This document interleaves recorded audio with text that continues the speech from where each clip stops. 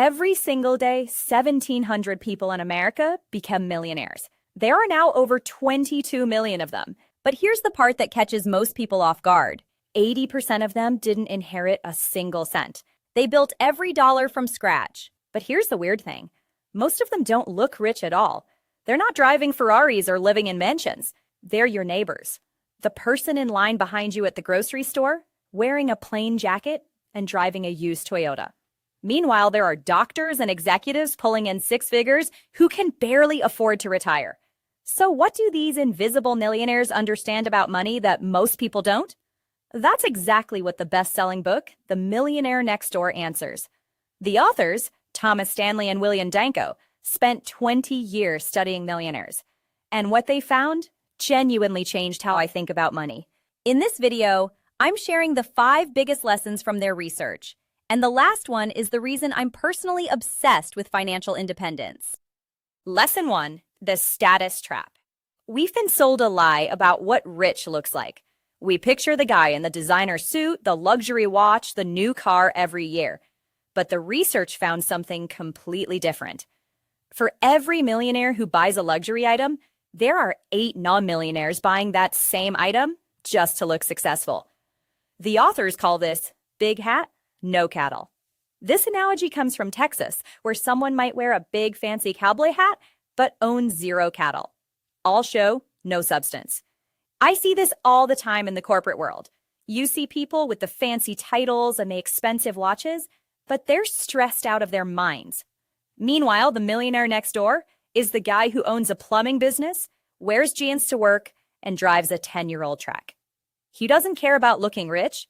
He cares about freedom. You'd walk right past them and never know. So now you're probably asking yourself, if the real millionaires don't look like millionaires, how do you actually measure wealth? After studying thousands of millionaires, the authors came up with a simple way to measure wealth. They called it the wealth formula. Take your age, multiply it by your annual pre-tax income, and divide by 10. That's your expected net worth, a benchmark that tells you where you should be financially based on how long you've been earning. Let me walk through a couple of examples.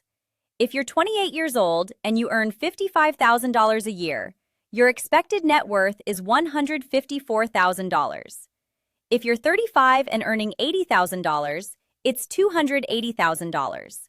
And if you're 45 earning $100,000, your target is $450,000.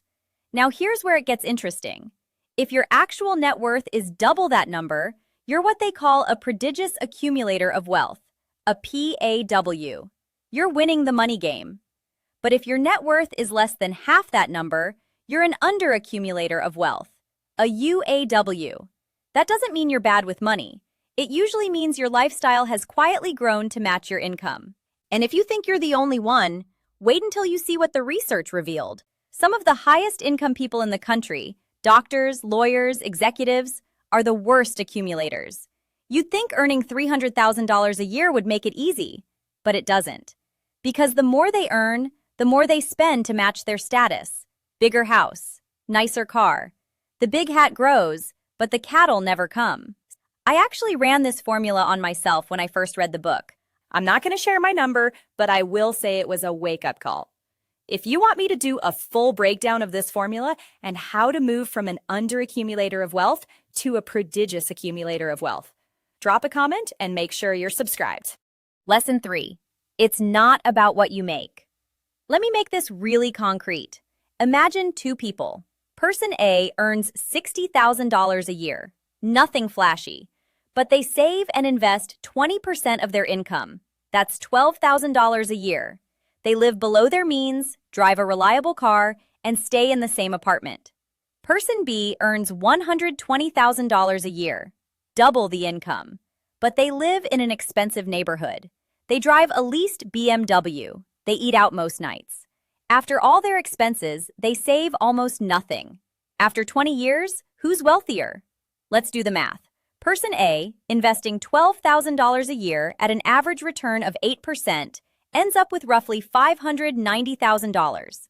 Person B, with double the salary but almost nothing saved, ends up with close to zero. Person A didn't just win. They built nearly $600,000 while earning half as much. The researchers found this exact pattern over and over again. They studied doctors with identical incomes. They called them Dr. North and Dr. South. Same salary, completely opposite outcomes. Dr. North lived modestly, planned his investments, and built a fortune. Dr. South lived in an expensive zip code, felt pressure to keep up appearances, and constantly worried about money. So the lesson here is pretty clear. It's not about what you make, it's about what you keep. But how do you actually keep more? Lesson 4. Play defense. The authors put it this way.